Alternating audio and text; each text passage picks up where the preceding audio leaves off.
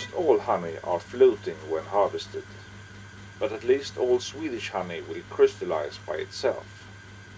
And if you leave it to itself, the crystals will be big and crunch between the teeth.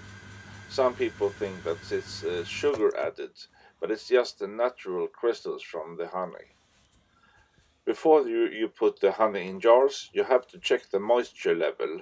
It has to be below 20%, otherwise the honey might start to yeast. In olden days, when you wanted a smooth and crystallized honey, you had to stir all the honey at least 2 times a day for several weeks, depending on the kind of nectar the bees had gathered the honey from. That was really hard work, so I have a much easier method that I use that gets it all ready in just 3 days. To crystallize the honey, you take 1 kilo of the newly harvested honey and mix it with 100 grams of already crystallized honey from last year's harvest.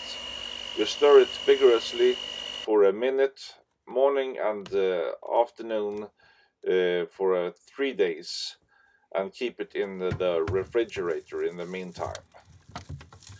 After a few days, the honey will turn white with a lot of really small crystals that will help to crystallize the rest of the honey. You mix it with the rest of the honey, preferably with just a small portion, maybe half of it, and then you mix the crystals with the rest of the honey. When you mix the honey with the crystals, you can pour it directly into jars.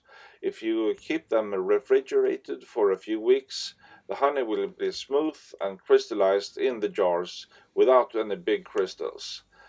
This is what I think is the best way to get a smooth and creamy honey without the aggravation of stirring all the honey at the same time.